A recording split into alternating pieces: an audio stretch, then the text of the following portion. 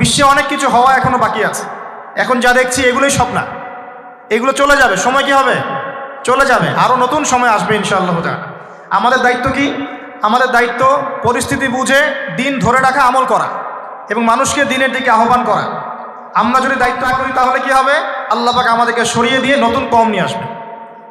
আল্লাহ পাক সূরা মুহাম্মাদে বলেছেন, ওয়া ইন তাতাওয়াল্লাউ, তোমরা যদি মুখ ফিরিয়ে নাও, ইয়াস্তাবদিল কওমান গায়রাকুম, আল্লাহ পাক নতুন কওমকে তোমাদের জায়গায় স্থলাভিষিক্ত করবেন।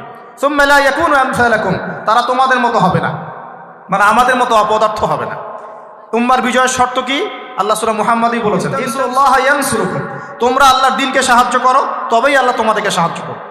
ওয়া ইউসাব্বিত আকদামাকুম, তোমাদের পা আল্লাহ দৃঢ় করে রাখবেন। আমরা আল্লাহকে সাহায্য না করলে আল্লাহ পাক আমাদেরকে সাহায্য করবেন না। সিম্পল।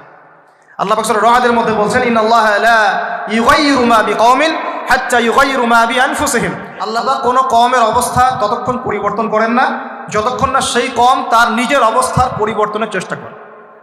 তাহলে আমাদের পরিবর্তন কেন হচ্ছে না? কারণ আমরা নামাজ ছেড়ে দিয়েছি।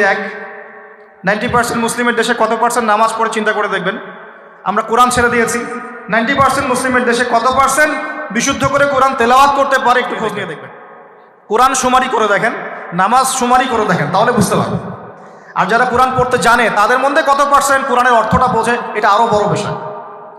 তারপরে আবার কারা মেনে চলে, এটা আরও বড় বিষয়। আর আমরা কতজন মানুষ দিন ইসলামকে সামগ্রিক দিন হিসেবে মানি, এটাও একটা বড় বিষয়। আমরা মানি ঠিকই, আংশিক। যেমন ইবাদত বন্দেগীর জীবনে মুসলমান, অর্থনৈতিক জীবনে গিয়ে আবার সুদখোর, এমন না বিষয়টা? এমন হয় না বিষয়টা? ইবাদত বন্দেগীর জীবনে আমি পাক্কা মুসলিম, কপালে সেজদার দাগ আছে মাশাআল্লাহ, দাড়ি টুপিও আছে মাশাআল্লাহ, কিন্তু ব্যবসায় গিয়ে মাপে কম দিচ্ছি না, ব্যবসায় গিয়ে আমি হারাম ভেজাচ্ছি কিনা, এরকম হচ্ছে কিনা? হচ্ছে। কিন্তু সে কিন্তু মুসলিম এবং নামাজও পড়ে। তা আমাদের সমস্যা ভাই এখানেই। এখন এই সমস্যাটা সলভ করলে ইনশাআল্লাহ সব সমস্যা সলভ হয়ে যাবে ইনশাআল্লাহ। সমস্যাটা কি? আমরা ইসলামটাকে আংশিকভাবে মানি, পরিপূর্ণ জীবনে ইসলাম বাস্তবায়ন করতে পারছি না। আপনি হয়তো কেউই পারছি না। ফখর করলে বলার নাই যে আমি খুব পারছি, আসলে আমিও পারছি না। কারণ এই যুগে এটা পারাটা খুব ডিফিকাল্ট। এই যুগে পারাটা কি? খুবই কঠিন। কিন্তু এটাই তো এই যুগের চ্যালেঞ্জ। নবীজি বলেছেন, তোমাদের সামনে এমন যুগ আসছে যে যুগে ঈমান ধরে রাখাটা হাতের মধ্যে আগুন ধরে রাখার মতো হবে। তবে সুসংবাদ ওই যুগে তাদের জন্যে যারা আমার সুন্নতকে আবার জীবিত করতে পারবে। যে আমার মৃত সুন্নতকে জীবিত করবে, আল্লাহ পাক তাকে 50 শহীদ সাহাবীর সমান নেকি দিবে ইনশাআল্লাহ। এটাই আমাদের কাজ। আল্লাহ পাক আমাদেরকে তৌফিক দান করুন। তার মানে তাকদীর লেখা হয়ে গেছে।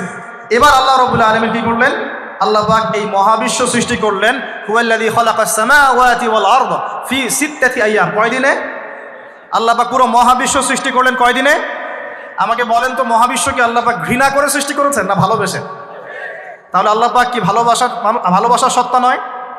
আল্লাহ রাব্বুল আলামিন কি ভালোবাসেন না?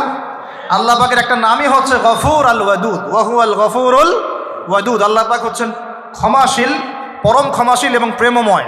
আল্লাহ পাক তার নাম দিয়েছেন আল ওয়াদুদ, মানে প্রেমময়। আল্লাহ পাক ভালোবাসেন কি না? তাহলে এই পুরো মহাবিশ্ব সৃষ্টি করে আল্লাহ পাক কি মহাবিশ্বের মধ্যে ভালোবাসা ছড়িয়ে দেন নাই? আল্লাহ রাব্বুল আলামিন 6 দিনে মহাবিশ্ব সৃষ্টি করে মহাবিশ্বের সব জায়গায় যার যার কাজ তাকে বুঝিয়ে দিলেন। কোন গ্রহ কি কাজ করবে, কোন সৌরজগৎ কেমন করে চলবে, দুনিয়া কিভাবে ঘুরবে, সূর্য কিভাবে উঠবে, চাঁদ কিভাবে আসবে, কোন মাখলুক কি কাজ করবে, ফেরেশতাদের কাজ কি হবে, ইত্যাদি ইত্যাদি। আল্লাহ পাক সমস্ত কাজ বুঝিয়ে দিলেন। সূরা আলিফ লাম মিম সেজদা, হামিম সেজদার মধ্যে আছে, পড়ে দেখবেন। আল্লাহ পাক পুরো মহাবিশ্বের দায়িত্ব বন্টন করে দিলেন। এবার আল্লাহ রাব্বুল আলামিন কি করলেন শোনেন। আল্লাহ রাব্বুল আলামিন বলছেন, এই পুরো মাখলুক কায়নাত সৃষ্টি করার পর আল্লাহ পাক তার রহমতকে 100 ভাগে ভাগ করলেন। কত ভাগে?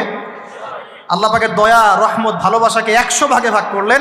ভাগ করে মাত্র এক ভাগ আল্লাহ পাক পুরো মহাবিশ্বে ছড়িয়ে দিলেন, বলেন সুবহানাল্লাহ। বাকি 99 ভাগ রহমত আল্লাহ পাক তার কাছে রাখলেন। এই এক ভাগ ভালোবাসার কারণেই এই যে সন্তান কান্না করলে মায়ের বুক ফেটে যায়, সন্তান অসুস্থ হলে বাবার বুক ফেটে যায়। যেই বাবা সহজে চোখের পানি কাউকে দেখায় না, সেই বাবা জায়নামাজে দাঁড়িয়ে চোখের পানি ছাড়তে থাকে।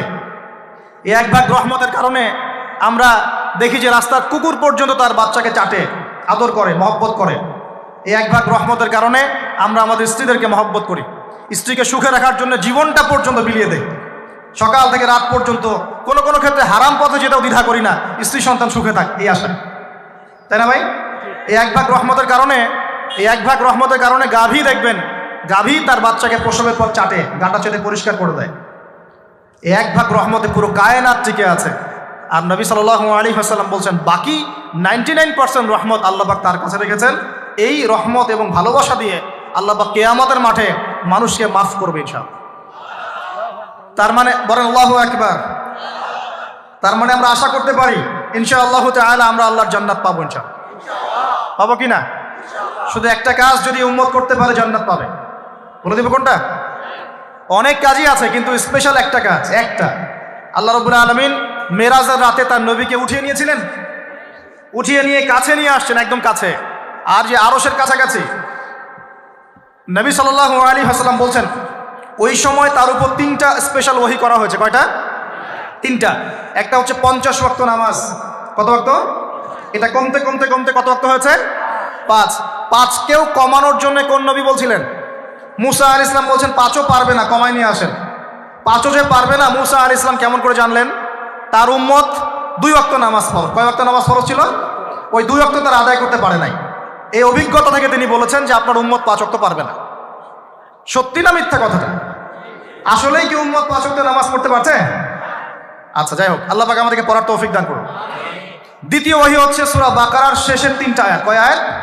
সূরা বাকারার শেষের 3 আয়াত ওহী করেছেন কে? আল্লাহ রাব্বুল আলামিন। কোন ব্যক্তি যদি রাতের বেলা সূরা বাকারার শেষের 3টা আয়াত পড়ে সারা রাত ইবাদত করে নাকি পাবে ইনশাআল্লাহ। আর 3 নাম্বারটা হচ্ছে স্পেশাল, সেটা হচ্ছে আল্লাহ পাক বলেছেন, হে মুহাম্মদ সাল্লাল্লাহু আলাইহি ওয়াসাল্লাম, বলেন সাল্লাল্লাহু আলাইহি ওয়াসাল্লাম, তোমার উম্মতের কোনো ব্যক্তি যদি আসমান জমিনের সমান গুনাহ নিয়ে আমার সামনে দাঁড়ায়, আসমান জমিন সমান গুনাহ নিয়ে আমার সামনে দাঁড়ায়, কিন্তু আমার সাথে শিরকের পাপ নাই, আমার সাথে কোনো শিরকের পাপ করে নাই, ইনশাআল্লাহ আমি আল্লাহ তার সামনে আসমান জমিন সমান ক্ষমা নিয়ে হাজির হব ইনশাআল্লাহ। তার মানে আমরা যদি ইনশাআল্লাহ তাআলা শিরকের পাপ থেকে দূরে থাকতে পারি, ইনশাআল্লাহ আশা করা যায় আমরা আল্লাহর সন্তুষ্টি পাবো ইনশাআল্লাহ। এরপর আল্লাহ রাব্বুল আলামিন কি করলেন? আল্লাহ রাব্বুল আলামিন পুরো মহাবিশ্ব সৃষ্টি করে সব দায়িত্ব ভাগ করে দিলেন। ভাগ করে দেওয়ার পরে আল্লাহ পাক জান্নাত জাহান্নাম সৃষ্টি করেছেন কিনা? আচ্ছা, জান্নাত এবং জাহান্নাম কার কার জন্য সৃষ্টি করেছেন বলেন? জিন আর মানুষ। আচ্ছা, এখন জান্নাতের চেয়ে কি শান্তির কোনো জায়গা আছে? আচ্ছা, এই জান্নাত কার জন্য সৃষ্টি করেছেন? জিন আর মানুষ। আচ্ছা, তাহলে আল্লাহ পাক মানব জাতিকে ভালোবাসেন কিনা? ভালোবাসেন কিনা?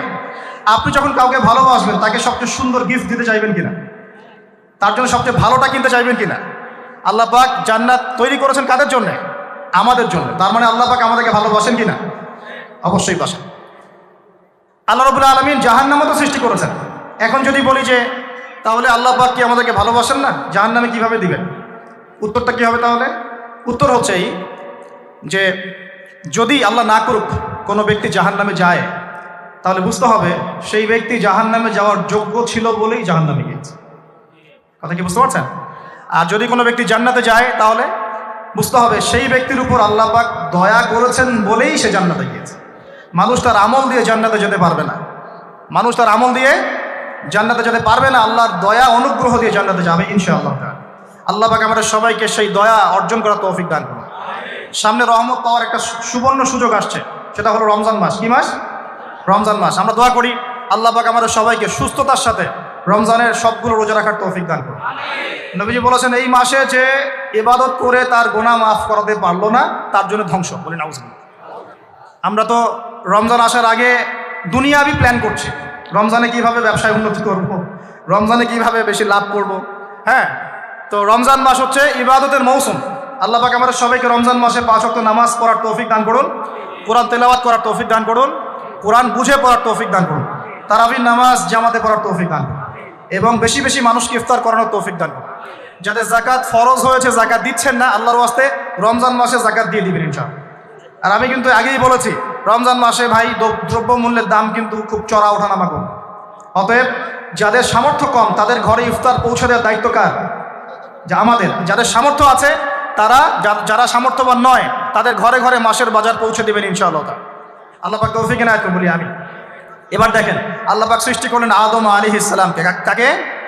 এর আগে আল্লাহ পাক জিন জাতি সৃষ্টি করেছেন, আমি ওইদিকে যাচ্ছি না, আমি মানুষের কথা বলছি। আদম আলাইহিস সালামকে আল্লাহ পাক কেমন করে সৃষ্টি করেছেন? আল্লাহ পাক সূরা সাদের মধ্যে বলেছেন যে খলাকতু বিয়াদাই, খলাকতু বিয়াদাই, আমি আদমকে আমার হাত দিয়ে সৃষ্টি করেছি। কি দিয়ে? হাত দিয়ে। এটা কি ভালোবাসার বহিঃপ্রকাশ নয়? আল্লাহ পাক কি আমাদেরকে ভালোবাসেন না? ভালোবাসেন। আচ্ছা, এই দুনিয়াতে যত কিছু আছে, এই দুনিয়ার আকাশ বাতাস নদী নালা পানি অক্সিজেন সবকিছু কার জন্য সৃষ্টি করা হয়েছে? গরু ছাগলদের জন্য, মানুষের জন্য? মূল দায়িত্ব কার? মূল অধিকার কার? মানুষের নয় কি? তাহলে এই পুরো বিষয়গুলো কি আল্লাহ পাকের ভালোবাসার বহিঃপ্রকাশ নয়? হ্যাঁ। আচ্ছা, এবার আসেন, আল্লাহ পাক আদম আলাইহিস সালামকে সৃষ্টি করে সমস্ত নাম শিক্ষা দিয়েছেন। এই যে নাম শিখানো মানে জ্ঞান শিখানো, এই জ্ঞান শিখানোটা কি আল্লাহর দয়া ভালোবাসা নিদর্শন নয়?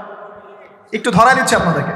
এবার সামনে আসেন, আল্লাহ পাক ফেরেশতাদের সামনে তাকে উপস্থাপন করলেন, করে বললেন সব ফেরেশতা তোমরা যারা আছো সেজদা করো আদমকে। এই যে আমাদের পিতাকে সম্মানিত করা হচ্ছে, এটা কি ভালোবাসার বহিঃপ্রকাশ নয়? এবার আমাদের পিতাকে সম্মানিত করা হলো, ইবলিস সেজদা করলো না, সে কিয়াস করলো, বাতিল কিয়াস, যুক্তি দিল আমি তার চেয়ে শ্রেষ্ঠ ইত্যাদি। আল্লাহ পাক ইবলিসকে অভিশপ্ত করলেন, আমাদের পিতা তাকে জান্নাতে রাখলেন। এই যে জান্নাতে রাখলেন, এটা কি আল্লাহ পাকের ভালোবাসা নয়? এবার আল্লাহ পাক আদম আলাইহিস সালামের পাঁজর থেকে সৃষ্টি করলেন তার স্ত্রী হাওয়া আলাইহিস সালামকে। ওই যে শুরুতে বলেছি, স্রষ্টা একা থাকতে পারলেও সৃষ্টি কি পারবে? এই জন্য আদম আলাইহিস সালামের পাঁজর থেকে তার স্ত্রীকে সৃষ্টি করা হয়েছে। উভয়ের মাঝখানে ভালোবাসা দিয়ে দেওয়া হয়েছে। বলেন সুবহানাল্লাহ। এই জেনা ভালোবাসা নিদর্শন নয়, বিয়ে শাদী হচ্ছে ভালোবাসার নিদর্শন। আল্লাহ পাক বলেছেন সূরা রুমের মধ্যে, ওয়াজআলা বাইনাহুমা মাওয়াজ্জাতা ওয়া রাহমা, আমি আল্লাহ স্বামী স্ত্রীর মধ্যে ভালোবাসা এবং হৃদ্যতা সৃষ্টি করে দিয়েছি। বলেন সুবহানাল্লাহ। তার মানে এই হারাম সম্পর্ক যেটা দেখছেন, এটা হলো একটা জেনার পথ। আর যখন আমরা হালালভাবে বিয়ে শাদী করবেন, আপনারা করবেন, তখন দেখবেন আল্লাহ পাকের পক্ষ থেকে ভালোবাসা সৃষ্টি হয়ে যাবে ইনশাআল্লাহ। অতএব ওয়াদা করতে পারি তো আল্লাহর কাছে, নিজের চরিত্রকে পবিত্র রাখবো ইনশাআল্লাহ, হারাম কোনো সম্পর্কে যাব না ইনশাআল্লাহ, কোনো সহি প্রেমেও যাব না ইনশাআল্লাহ। এটা সহি প্রেম আবার কি জিনিস? দিনী ভাই দিনী বোনের মধ্যে এখন প্রেম চলে, এগুলো হয় না মাঝে মাঝে? এগুলোও বন্ধ, এগুলো বন্ধ করতে হবে। হালাল উপার্জনের সোর্স হয়ে গেলেই দিনদার মেয়ে দেখে বিয়ে করে ফেলবেন ইনশাআল্লাহ। অন্য কোনো পথে যাবেন না, কোনো হারাম পথে যাবেন না। ওয়াদা করেন ইনশাআল্লাহ? রাজি আছেন তো ইনশাআল্লাহ? আল্লাহ কবুল করুন, আমিন। আর বিয়ের সময় অবশ্যই দিনদারিতা দেখবেন, অন্য কিছু না। অন্য কিছু পরে, দিনদারিতা আগে। দিনদারিতা আছে, নামাজ পড়ে, পর্দা করে, মাশাআল্লাহ সব দিক ঠিক আছে, তারপরে দেখবেন আপনি অন্য কিছু, তার আগে না। কথা ঠিক আছে? একইভাবে মেয়েদের ক্ষেত্রেও, যে আগে দেখবেন না ছেলে কত বড় চাকরি করে, ছেলের কত বড় বাড়ি আছে, গাড়ি আছে, এটা পরে। আগে দেখবেন ছেলে নামাজি কিনা, সুন্নত আছে কিনা, ইসলামের জন্য তার সফট কর্নার আছে কিনা, ইসলাম প্র্যাকটিস করে কিনা, এগুলো আগে দেখবেন। এগুলো না দেখলে কি হবে জানেন? বিয়ের 1 বছর 2 বছর পরেই বুঝতে পারবেন দুনিয়াটা জাহান্নাম হয়ে গেছে। নাউজুবিল্লাহ। দুনিয়াতেই তখন জাহান্নামের আযাবে স্বাদ ভোগ করতে হবে। নাউজুবিল্লাহ। আল্লাহ পাক আমাদেরকে হেফাজত করুন, আমিন। তো এই যে আল্লাহ পাক আদম আলাইহিস সালামের পাঁজর থেকে সৃষ্টি করলেন কাকে, এবং ভালোবাসা দিয়ে দিলেন উভয়ের মাঝখানে, এটা কি আল্লাহ পাকের দয়া নয়? আল্লাহ পাক ভালোবাসেন না? এবার দেখেন, গাছের কাছে যেতে নিষেধ করলেন। আমি কিন্তু শর্ট করে বলছি, গাছের কাছে যেতে নিষেধ করলেন, তোমরা জান্নাতে থাকো, খাও, যা ইচ্ছা করো, কিন্তু ওয়ালা তাকরাবা হাযিহি শাজারা, এই গাছের কাছেও যাবে না। একটা পরীক্ষা, জাস্ট একটা পরীক্ষা। এখানে কিন্তু বলা হচ্ছে গাছের কাছেও যাবে না, বলা হচ্ছে না যে গাছের ফল খাবে না।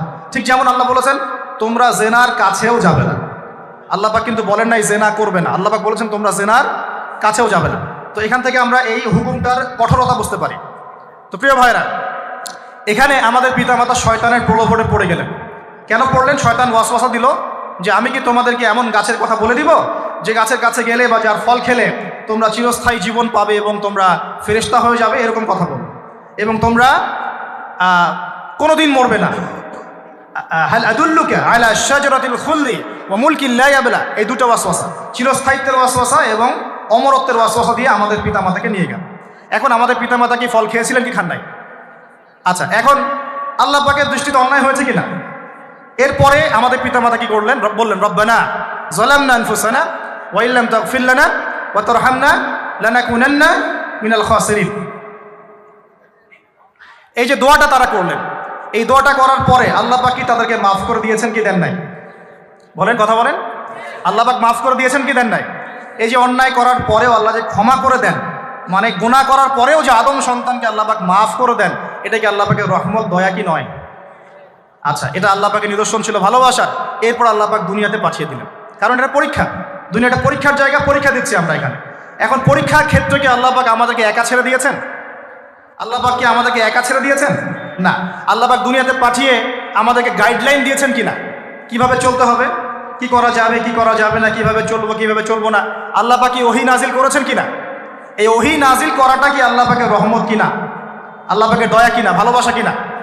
আল্লাহ পাক কি একা ছেড়ে দিয়েছেন না নবী রসুল পাঠিয়েছেন? এই যে নবী রসুলদেরকে পাঠিয়েছেন, এই নবী রসুলগণ কি আল্লাহর পক্ষ থেকে রহমত কিনা? বলেন। না হলে আমরা কি করতাম, দুনিয়াতে কেমন করে চলতাম, কিভাবে পথ খুঁজে পাইতাম, কেমন করে ইবাদত করতাম, আমরা কি জানতে পারতাম? আল্লাহ পাক রহম করে ভালোবেসে দয়া করে নবী রসুল পাঠিয়েছেন, আসমানি কিতাব পাঠিয়েছেন, বলেন সুবহানাল্লাহ। এখন এই নবীদের সিলসিলায় আল্লাহ পাক যে সর্বশেষ নবী মুহাম্মদ সাল্লাল্লাহু আলাইহি ওয়াসাল্লামকে পাঠিয়েছেন, এইটা দয়া কিনা? এটা আল্লাহ পাকের দয়া নয়, আল্লাহ পাকের রহমত নয়?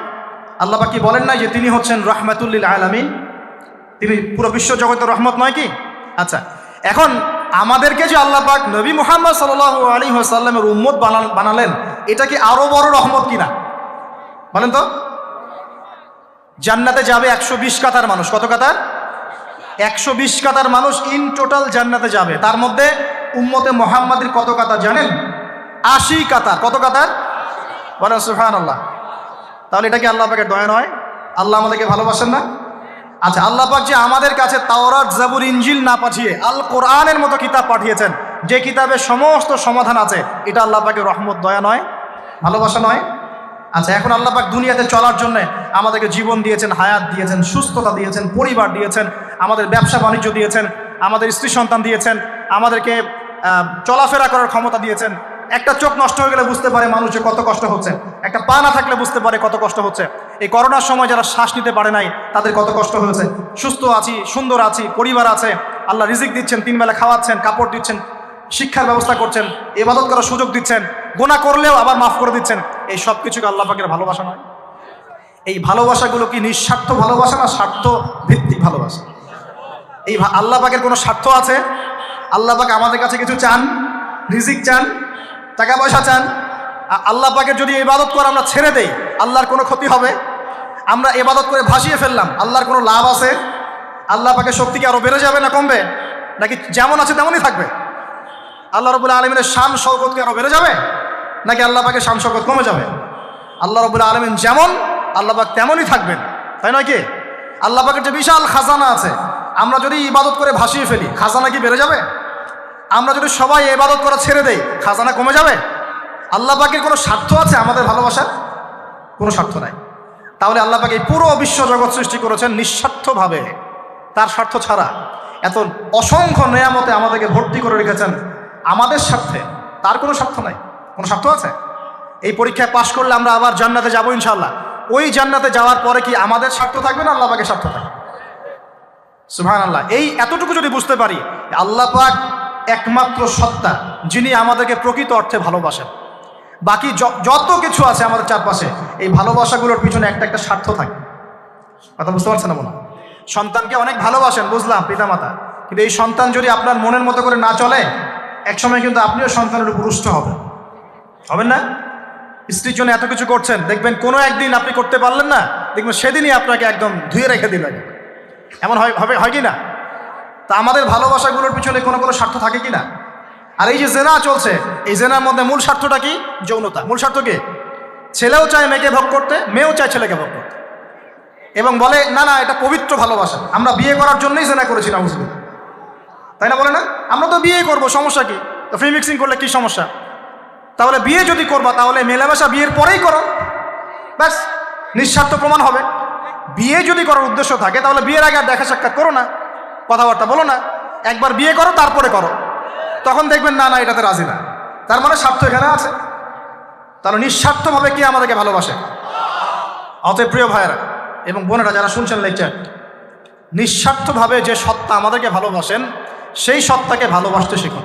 আল্লাহ পাক তৌফিক দান করুন।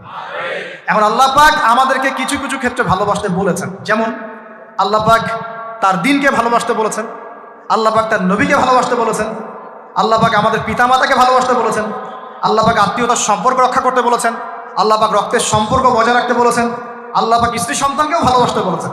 আল্লাহ পাক কিন্তু তার রাস্তায় জানমাল ব্যয় করে আল্লাহর পথে দাওয়াত এবং জিহাদ করতে বলেছেন। এখন এগুলো আল্লাহ বলেছেন বলে আমরা করব, আল্লাহ পাক ভালোবাসতে বলেছেন বলে আমি ভালোবাসবো, কিন্তু উদ্দেশ্য হবে আল্লাহর সন্তুষ্টি অর্জন করা। আমি কেন আমার মাকে ভালোবাসি? বিকজ আমার মায়ের পায়ের নিচে আমার জান্নাত। আল্লাহ ভালোবাসতে বলেছেন তাই বাসি। আমি কেন বাবাকে ভালোবাসি? আল্লাহ ভালোবাসতে বলেছেন তাই ভালোবাসি। আমি কেন আমার স্ত্রীকে ভালোবাসবো? কারণ আল্লাহ পাক ভালোবাসতে বলেছেন তাই বাসবো। আমি কেন আমার সন্তানকে ভালোবাসবো? আল্লাহ পাক বলেছেন নেককার সন্তান আমার জন্য ওসিলা হবে, এই জন্য ভালোবাসবো। আল্লাহ পাক আমাকে বলেছেন নবীকে ভালোবাসতে, আমি নবীকে ভালোবাসবো। আল্লাহ পাক যে বিষয়গুলোকে ভালোবাসতে বলেছেন আমরা অবশ্যই ভালোবাসবো। কিন্তু আল্লাহ পাককে আমাকে হারাম এই 14ই ফেব্রুয়ারির এই ভ্যালেন্টাইন্স ডেকে ভালোবাসতে বলেছেন? আল্লাহ পাক ইহুদি খ্রিস্টানদের সংস্কৃতিকে ভালোবাসতে বলেছেন? আল্লাহ পাক এই জেনা করতে বলেছেন? এই ফ্রি মিক্সিং করতে বলেছেন? আল্লাহ পাক পতিতালয় রাত কাটাতে বলেছে? গার্লফ্রেন্ডকে ফুল দিতে বলেছে? আল্লাহ রাব্বুল আলামিন কি বলেছে বিয়ের আগে শারীরিক সম্পর্ক করো? আল্লাহ পাক বলেছে যে আজকে সকালে সম্পর্ক করো, কালকে ব্রেকআপ, তারপর আরেকটা মেয়ের সাথে, তারপর আরেকটা ছেলের সাথে? আল্লাহ পাক ফোনে ফোনে এসব প্রেম করতে বলেছে? আল্লাহ পাক এগুলো হারাম করেছেন, বাস আমি করবো না, সিম্পল। নিজের প্রবৃত্তি অনেক কিছু চাইবে, নিজের প্রবৃত্তিকে আল্লাহর সামনে আত্মসমর্পণ করার নাম হচ্ছে ইসলাম। মন যাচাই তা করা যাবে না। কেন? কারণ আমি কারাগারের জীবনে বসে আছি। কারাগারের মধ্যে মন যাচাই তাই করা যাবে। এই কাজগুলো কখন করব? আমি বিয়ে শাদী করার পরে করব। বিয়ে শাদী করবেন, আপনি স্ত্রীকে নিয়ে ঘোরেন, স্ত্রীকে নিয়ে আল্লাহর সৃষ্টি দেখেন, স্ত্রীকে নিয়ে আপনি বাইকে ঘোরেন, রিক্সায় ঘোরেন, চটপটি খান, ফুচকা খান, আইসক্রিম খান, কোনো সমস্যা নেই। এবার তো যুবকরা বলবো যে ভাই বিয়ে শাদী তো দেয় না, কি করব? আমি পরামর্শ দিচ্ছি বড় ভাই হিসেবে, প্রথমে হালাল রিজিকের সোর্স করতে হবে। রিজিকের সোর্স না করে বিয়ে করা যাবে না, আত্মসম্মান থাকবে না কাউকে। পুরুষ মানুষের আত্মসম্মান কখন চলে যায়? যখন হাত পাততে হয় তখন। যখন আপনি রিজিকের সোর্স তৈরি করেছেন, আপনি স্বাবলম্বী, আপনি মাশাআল্লাহ মাসে 10, 20, 30 হাজার টাকা আর্ন করেন বা 1 লাখ 2 লাখ টাকা আর্ন করেন, আলহামদুলিল্লাহ, কারো কাছে হাত পাততে হয় না, সবাই দেখবেন আপনাকে সম্মান দিবে। যখন আপনার অন্যের কাছে হাত পাততে হবে তখন দেখবেন স্ত্রীও সম্মান করছে না। তো এই জন্য ডিগনিটি আগে, ডিগনিটি ফার্স্ট। আপনার ডিগনিটি অর্জন করতে হলে একটা হালাল উপার্জনের সোর্স লাগবে, এক। তারপরে পিতামাতাকে বোঝানোর চেষ্টা করবেন। যদি কাউকে পছন্দ করেও থাকেন না দেখেই বা শুনে যে হ্যাঁ ওখানে একজন দিনদার মেয়ে ইত্যাদি, তাহলে পারিবারিকভাবে বিয়ের প্রস্তাব পাঠাবেন। নিজে পণ্ডিতি করতে যাবেন, পারিবারিকভাবে পাঠাবেন। যদি রাজি হয় আলহামদুলিল্লাহ, রাজি না হলে কি নিজে নিয়ে পালাই যাবেন? এই কাজ করতে চান না। ইস্তেখারা করবেন। কি করবেন? ইস্তেখারা 2 রাকাত নফল নামাজ পড়ে আল্লাহর কাছে দোয়া করবেন। হিসনুল মুসলিম বইটা কিনবেন, ওখানে দেখবেন ইস্তেখারার দোয়া আছে। ইস্তেখারা মানে হচ্ছে আল্লাহর সাথে পরামর্শ করা। আল্লাহ আমি এই কাজটা করতে যাচ্ছি, যদি কাজটা আমার জন্য ভালো হয়, আমার দুনিয়া আখিরাতের জন্য ভালো হয়, আল্লাহ কাজটাকে তুমি সহজ করে দাও, আল্লাহ কাজটার মধ্যে বরকত দান করে দাও। আর যদি এই কাজটা দুনিয়া আখিরাতের জন্য খারাপ হয়, আল্লাহ তুমি কাজটাকে সরায় দাও, আমাকেও কাজটা থেকে সরায় দাও। এটা হচ্ছে ইস্তেখারা। এই দোয়া বেশি বেশি করলে ইনশাআল্লাহ আল্লাহর পক্ষ থেকেই ফয়সালা হবে। আর এই জায়গায় বেশি ব্যতিব্যস্ত হবেন না। অনেক সময় কিন্তু ফ্যান্টাসিতে ভুগি আমরা, অস্থির হয়ে যাই। অস্থির হলেই ডিসিশন নিতে ভুল হবে, অস্থির হলেই ডিসিশন নিতে ভুল হবে। স্থির থাকতে হবে। নিজেকে স্থির রাখার জন্য কি করবেন? বেশি বেশি নফল রোজা রাখবেন। বেশি বেশি কি করবেন? নফল রোজা রাখবেন। আর ভালো কাজে ব্যস্ত রাখবেন নিজেকে। ভালো কাজে কি করবেন? ব্যস্ত রাখবেন। একা একা থাকলে আর এই যে খারাপ সার্কেলের মধ্যে থাকলেই মাথার মধ্যে শয়তান ভর করবে, তখন দেখবেন অস্থির হয়ে গেছেন আপনি। স্থির হওয়ার চেষ্টা করেন, ভালো কাজে ব্যস্ত রাখেন, হালাল পথ অবলম্বন করে হারাম থেকে বেঁচে থাকেন। এখন যে জায়গায় আসছিলাম, এখান থেকে আস্তে আস্তে শেষের দিকে যাবো। দেখুন, আল্লাহ পাক যে বিষয়গুলোকে ভালোবাসতে বলেছেন আমি ভালোবাসবো, এই ভালোবাসা জায়েজ, হালাল। এই ভালোবাসার উদ্দেশ্য আল্লাহর সন্তুষ্টি অর্জন করা। এই ভালোবাসার উদ্দেশ্য এই নয় যে আমি যাকে ভালোবাসি তার কাছে আমি কিছু প্রত্যাশা করছি। না, আমি কিছু প্রত্যাশা করছি না, আমি প্রত্যাশা করছি আল্লাহর সন্তুষ্টি। তখন দেখবেন সে আপনাকে কষ্ট দিলেও আপনি সবর করতে পারবেন। কেন সবর করতে পারবেন? কারণ আপনি তো আল্লাহর সন্তুষ্টির জন্য তাকে ভালোবাসছেন, আপনার তো কোনো স্বার্থ নাই। এখন আপনি দেখবেন রিল্যাক্স থাকতে পারবেন, সম্পর্ক টিকেও থাকবে এবং আপনি ক্ষমা করতে পারবেন মানুষকে। যখন নিজের চাওয়াটাকে আপনি ইনফোর্স করতে চাইবেন, তখন কিন্তু আপনি এই সম্পর্ক নষ্ট করে ফেলতে পারেন, কারণ আপনি হক পাচ্ছেন না। সামনে আসেন। এবার আমরা কি ওয়াদা করতে পারি যুবক ভাইরা, ইনশাআল্লাহ তাআলা আমরা হারাম পথে যাব না, হালাল পথে থাকবো। পশ্চিমাদের এই মদতপৃষ্ঠ এই সো কল্ড ভালোবাসা দিবসের এই স্রোতে আমরা গা ভাসাবো না। আমরা কি ওয়াদা করতে পারি? আমরা কি ওয়াদা করতে পারি যে ইনশাআল্লাহ আমরা হালালভাবে বিয়ে শাদী করবো, কোনো হারামে যাবো না ইনশাআল্লাহ? এই সমাজ থেকে জেনা বন্ধ করতে হবে, এই সমাজ থেকে ফ্রি মিক্সিং বন্ধ করতে হবে, এই সমাজ থেকে সমস্ত পতিতালয়কে বন্ধ করতে হবে। বন্ধ করে আমরা সামাজিক উদ্যোগ নিয়ে প্রয়োজনে আমাদের পলিটিক্যাল পাওয়ারকে কাজে লাগিয়ে সমস্ত পতিতালয়গুলো বন্ধ করে ওই মেয়েদের রিজিকের জন্যে আমরা বিকল্প ব্যবস্থা করবো ইনশাআল্লাহ। আমরা টাকা পয়সা একত্রিত করে তাদের জন্য কর্মসংস্থান করতে পারি না? এগুলো কাজ করে নারীর অধিকার প্রতিষ্ঠা করা যায় না? নাকি রাস্তাঘাটে এখানে স্লোগান দিয়ে প্রতিষ্ঠা করা যাবে?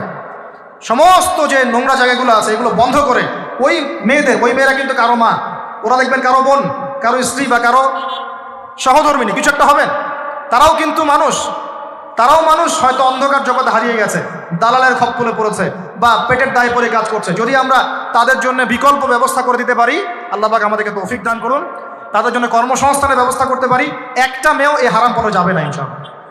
আমরা কি এভাবে নারীর অধিকার প্রতিষ্ঠা করতে পারি না? আমরা কি এতিম মেয়েদের দায়িত্ব নিয়ে করতে পারি না? আমরা কি সমাজের বিধবা মেয়েদেরকে বিয়ে করতে পারি না? তালাকপ্রাপ্ত মেয়েদের দায়িত্ব নিতে পারি না? মেয়েদের অধিকার নিয়ে অনেক কথা বলা হয়, কিন্তু এই কথাগুলো থাকে খালি বুলি, বাস্তবতা নয়। বাস্তবে কয়জন ছেলে